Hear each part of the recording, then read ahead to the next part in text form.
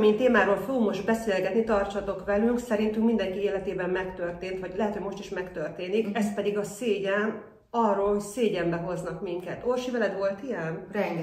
Rengeteg, és főleg ugye a mi generációnk folyamatosan küzd ezzel.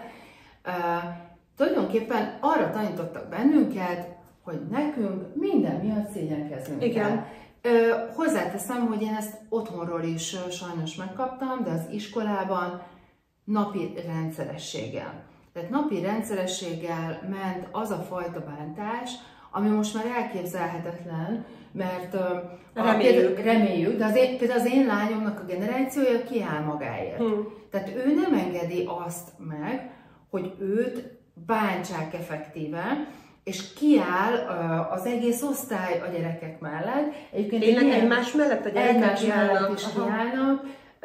Egyébként ez nagyon, hogy mondjam, tehát a világnak az iskolája tele van nagyon kiváló pedagógusokkal, és nem engedik, hogy a gyerekek hosszan bántsák egymást. Tehát nem tud az előfordulni, mint például ez sajnos nagyon sokszor a világban, hogy egy-egy gyerek már az öngyilkosságot fontolgatja.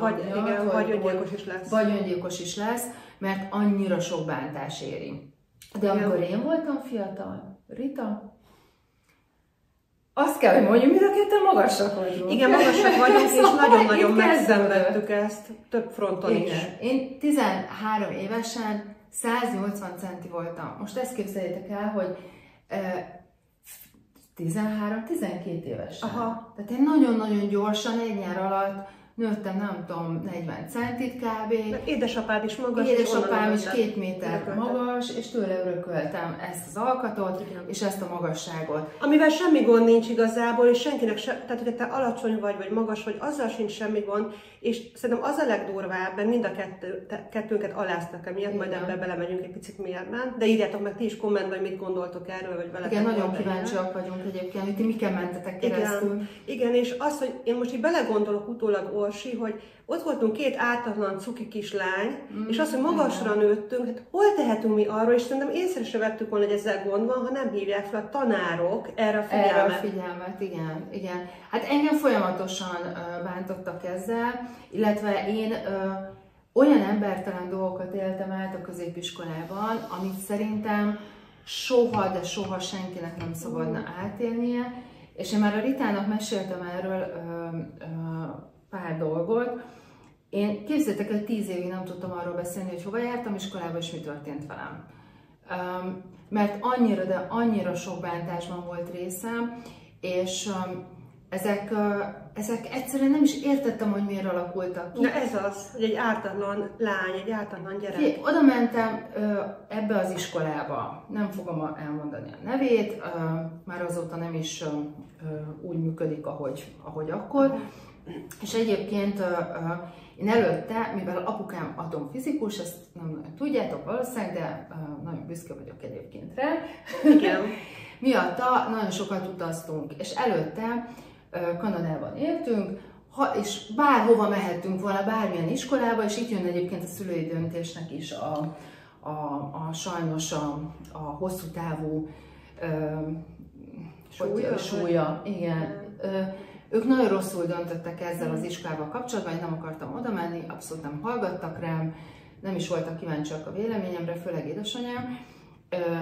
És utána ők elmentek az első szülőértekezletre, megállapították, hogy itt mindenki milyen hülye és primitív, és soha többet nem találkoztak se az osztályfőnökömmel, nem mentek be az iskolába, de nem is hitték el nekem azt, ami velem ott történt. Ezt nem is tudtam. Igen, és elképesztő, hogy mennyit bántottak, mert nem tudták azt feldolgozni, hogy én külföldről hazajöttem, nagyon jól beszéltem angolul, ráadásul fogszabályozóm is volt, és abban az időszakban, ugye 80-as évek vége, el tudjátok képzelni ezt a fantasztikus hangulatot, ami akkor uralkodott Magyarországon, na mindegy, és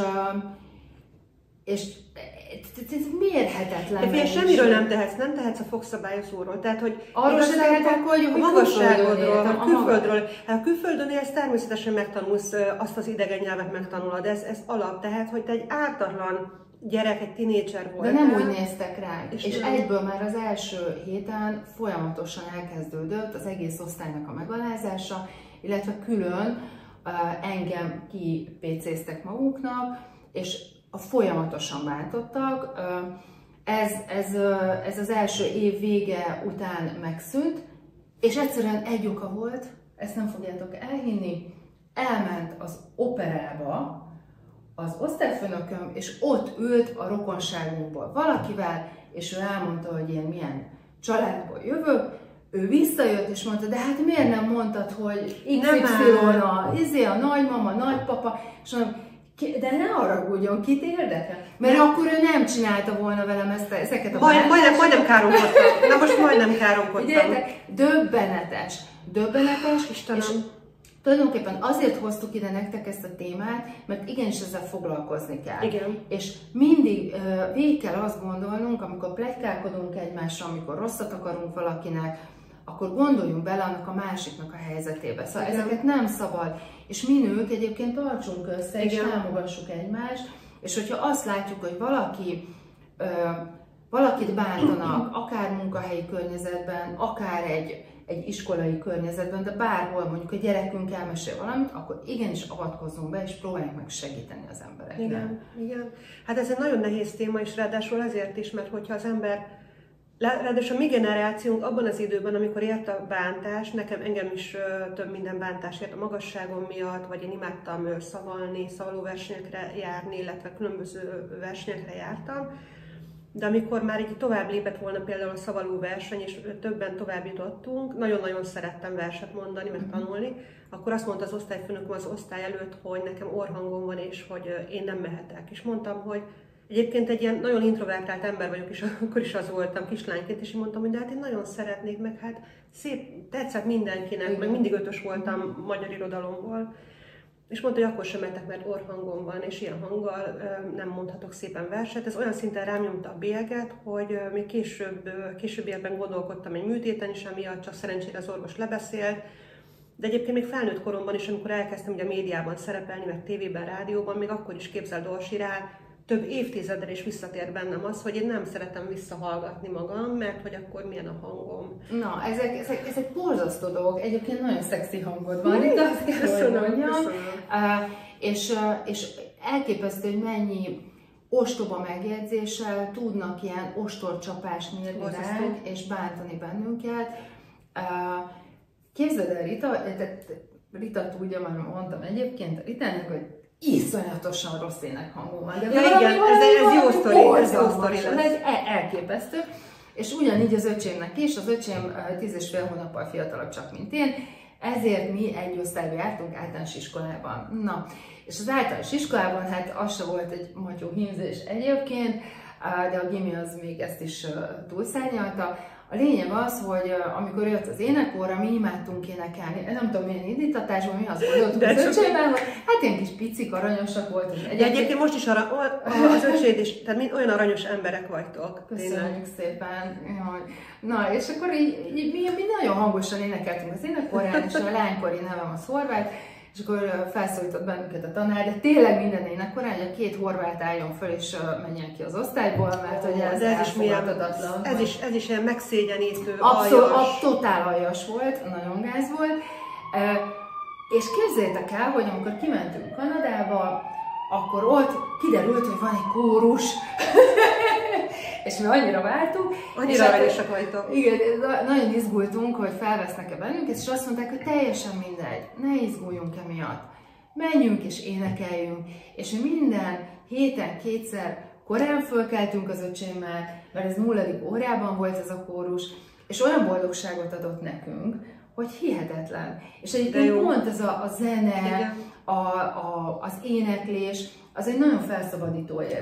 Abszolút. Hát ugye ott kiadó, az olyan, mint a sport, meg a rajzolás, meg mindenféle művészeti tevékenység, kreatív munka, igen, és ott kiadod a jó kedvedet, a rossz kedvedet, de hogy mennyire fantasztikus volt akkor ott Kanadában, és mennyire megalázó és gonosz, vagy valami más mondtam, gonosz dolog volt az, hogy a 2 horvát menjen ki, miközben a 2 horvát milyen cukin szeretett énekelni. Igen, és ártatlan kisgyerekek voltunk, tényleg ilyen kis babák, és egyszerűen nem is értem, hogy tehát itt az a baj, hogy tanár és pedagógus között iszonyatosan nagy különbség van. Igen. És a pedagógus az, aki odafigyel a gyerekekre. Tehát az, hogy te elmész, és gyerekekkel foglalkozol, miközben nem szereted a gyerekeket, én ezt soha nem értettem. Én sem. Tehát nagyon-nagyon sok munkahely lehetőség van egyébként Magyarországon.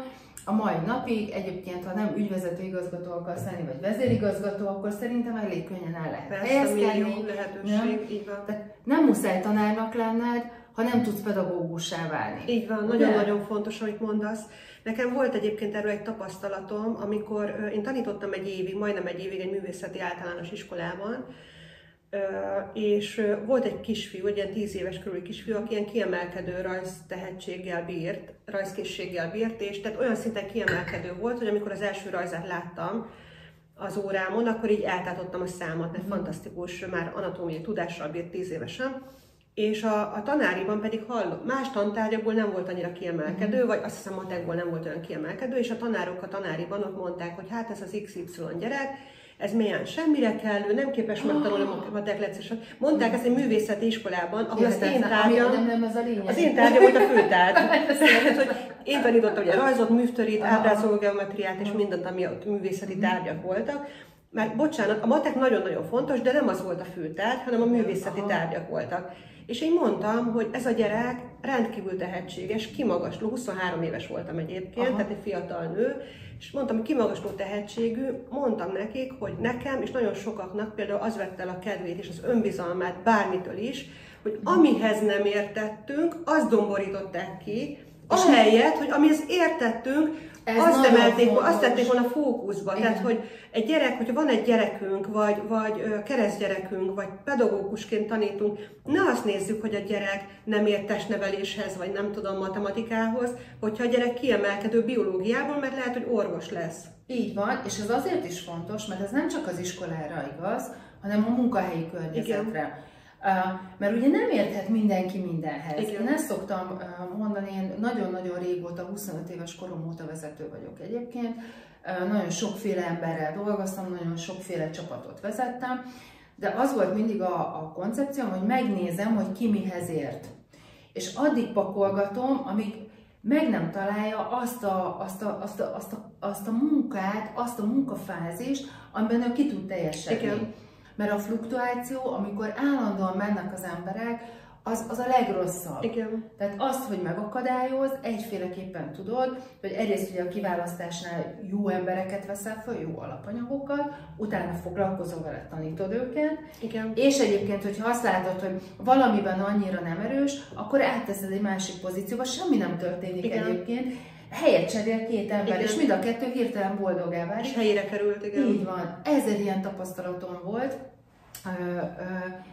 És a gyerekek, és itt az én lányomnak például van egy elakadása, ő diszkalkuliás. Soha az életben a matematika neki nem fog menni, egyébként még azon szerencsések közé tartozik, akiket felmentettek matematikából, mert most már sajnos ez megszűnt, de egy nyelvzseni, történelemzseni, egyszerűen a humán tárgyak, azok úgy mennek, ez egy többenetes. Mint a vízfolyás, igen. Nagyon okos, de hogyha leterhelték volna a matematikával, és folyamatosan emiatt izgult volna a 4 év alatt, hogy teljesít matematikából, biztos, hogy ezeket az eredményeket nem tudta volna kihozni magából, és most ugye érettségizik. Nagyon nehéz. Tehát, hogy ez egy nagyon nehéz helyzet. Igen, nálam ugyanez volt, mint Virággal, hogy nagyon-nagyon jó voltam a humán tárgyakból, tehát érettségén is nem jeles lettem magyar irodalom nyelvtanból, hanem kitűnő lettem. Igen, erre büszke vagyok, igen, mert ugye ez a jeles felett van, és igen, és a történelem, illetve minden humán tantárgyat nagyon szerettem, viszont matematikát nem. Egyszerűen pont a férjemnek a minap mondtam, hogy amikor mi megismerkedtünk, és vizsgai időszaka volt, ő mérnök, és egy ilyen vastag könyvből tanult, és így kinyitottam, és csak számok voltak benne, és mondom, Jézusom, ez mi? Ebből te mit? Minden halandó retteg ezektől. Hát ő azt érti, szereti mindenen, és nem igen. Tudom, és 5-ös fölött. Egyébként érdekes, hogy nem akarok kitérni a férjemre, csak hogy így a szégyenérzet, hogy őt nagyon sokszor megszégyenítették pont a disz. Nem is tudom pontosan, hogy melyik disz, de hogy valamelyik disz pontosan. Az olvasás ment neki nehezebben, akkor diszlexiás. Diszlexiás, igen, de akkor még ugye nem volt kezelve abban az időszakban. Jó, nekem se. Én az ő meg az ő betűt például nem tudtam megkülönböztetni. Ó, életem. Hát igen, kaptam 4 pofont, aztán egyből megtanultam olvasni, tehát hogy az igazság, hogy igen. Nagyon szemét dolog tud ez lenni, és például a férjemet is nagyon sokat bántották tanárok, osztálytársak, emiatt ugye lejjebb voltak a jegyei, majd utána egyre jobbak lettek, végül főiskolán volt nagyjából már 4-es, és amikor az egyetemet már 5+-szal végezte el. Tehát, hogy így... És most meg egy elképesztően sikeres ember, és azon múlnak a sikerek nagyon sokszor, hogy találsz-e egy támogató közösséget. Ha szerencséd van, akkor találkozol a Riorral. Találkozol velünk, mert itt tényleg egy támogató közösség van, ahogy te is találtál a saját buborékodban egy támogató közösséget, én is találtam. Én rájöttem arra, hogy mi az, amiben nagyon-nagyon jó vagyok, és higgyétek el, hogy mindenkinek van szuper képessége. Én nem találkoztam még olyan emberrel, akinek ne lenne. Vagy kommunikáció, vagy az emberek felé az empátia, hogy mennyire tud segíteni a többieken. Vagy az írás, vagy az, hogy meghallgat embereket, logisztika, bármi. Csapatot tud irányítani, motiválni tud embereket. Nincs tehetségtelen ember. Nem létezik. Nem létezik. Talán ugye, mivel hogy mi a Riorral ugye 40 feletti nőkkel foglalkozunk főképp, talán nekünk egy olyan dologra kell odafigyelnünk, hogy rengeteg szégyen ért minket. Igen. Gondolom titeket is számos, írjátok meg nyugodtan, ha úgy érzitek, hogy megírnátok. Itt biztonságban vagytok, mert itt pontosan, csak jó és kedves gondolatokat fogtok hallani.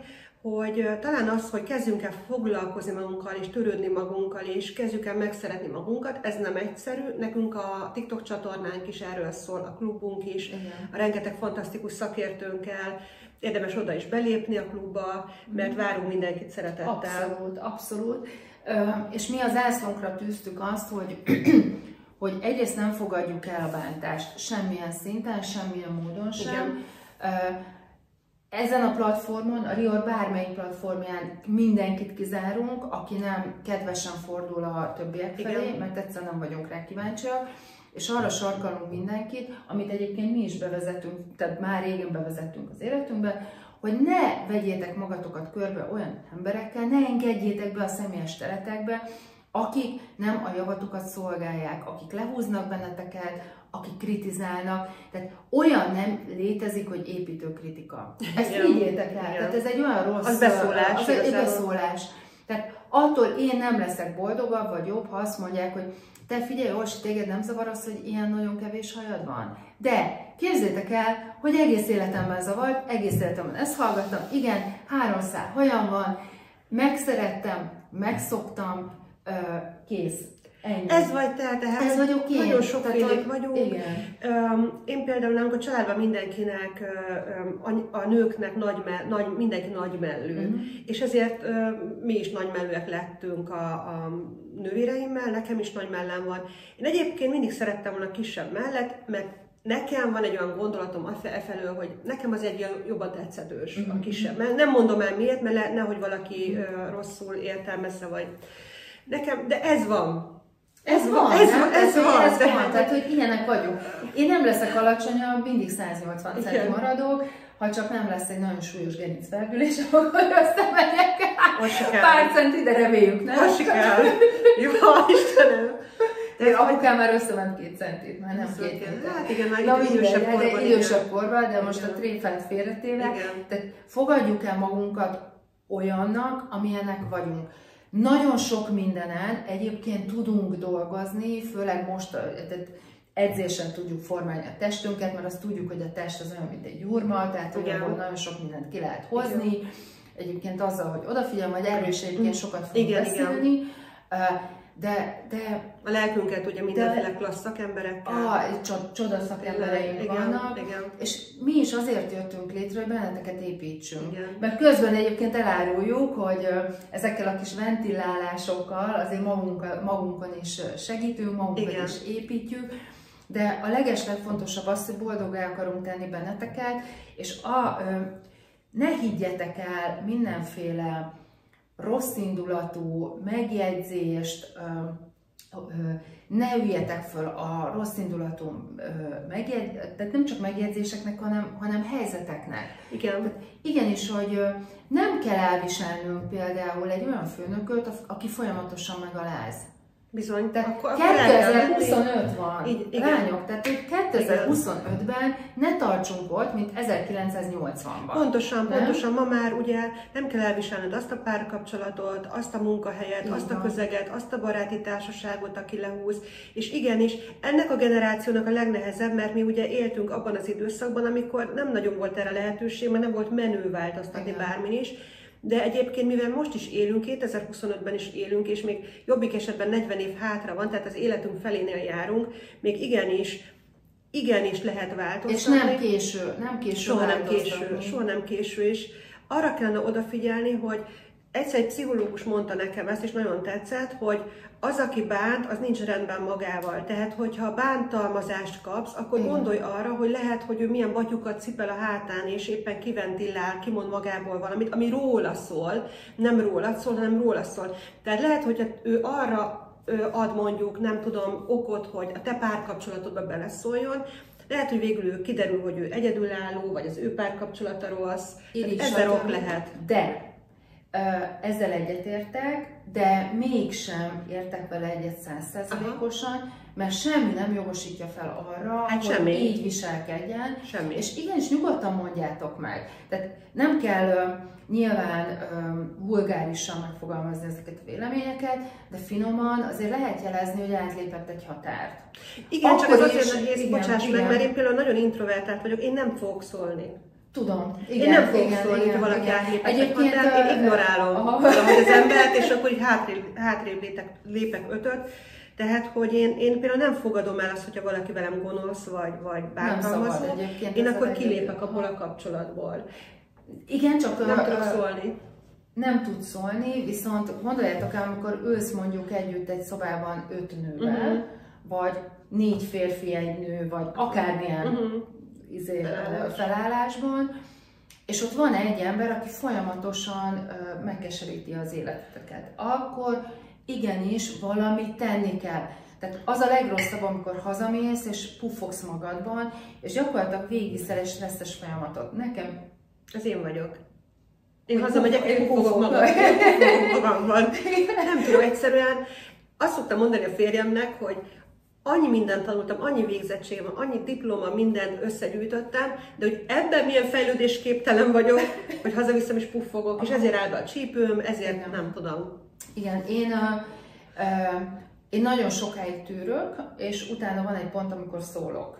Aha. És mindig úgy fordítom a dolgokat, hogy ne sértődjön meg a másik fél, tehát finoman jelzem, hogy egyébként nekem az a szituáció az határátlépés volt, stb.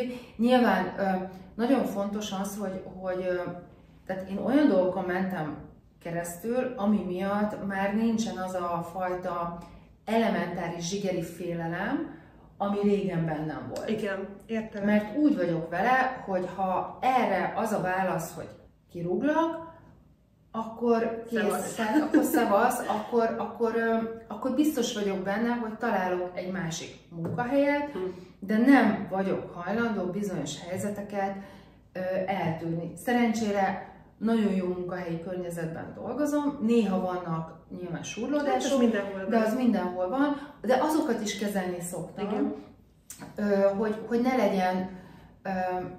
ne legyen se bennem rossz érzés, mert én is hajlamos vagyok arra, mint te, hogy hazajövök, puffogok. Szerintem ez is generáció. Igen.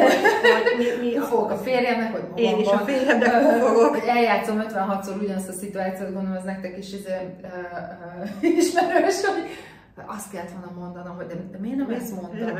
Várjál, és akkor hogy lett volna? Na, szóval ezeket így megpróbálom most már engedni, de nyilván emberek vagyunk, mindent nem tudunk. De a lényeg az, hogy figyeljetek oda a mentális egészségetekre. Igen. Ne legyen bennetek mindenféle hülyeség miatt szégyenérzet. Igen, nagyon fontos, hogy ezen dolgozni kell, tehát hogy ezt nem lehet egyik napról a másikra, nem lehet csak úgy, hogy na most már nem fogok úgy viselkedni, hogyha egyszerűen földbe tipolták az önbizalmad. Ezzel foglalkozni kell, a szégyennel is foglalkozni, hogy miért alakult ki, és hogy igenis nem vagy hibás. Abszolút. Nem vagy hibás, mert egyébként, hogyha úgymond hibát vétettél, akkor is ember vagy. Igen. Tehát, hogy ezt is el kell fogadni, hogy nem lehetünk tökéletesek.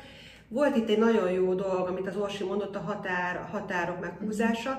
Ebbe a videóban már nem fér bele, mert most a szégyenről beszéltünk, de én javaslom, hogy beszéljünk majd erről egy külön videóban. Mindenképpen, mert egy nagyon fontos téma, és nagyon izgi. Igen. És nagyon szépen köszönjük, hogy itt voltatok velünk. Igen, iratkozzatok fel a csatornánkra, mi vagyunk a Rior, Rita Orsi. Már gondolom, 40 feletti nők jólétének nagykövetei, és szeretnénk nektek nagyon sokat segíteni a következő években, és maradjatok velünk, írjátok meg kommentben, hogy milyen témák érdekelnek. Ez nagyon fontos, pontosan. Sziasztok!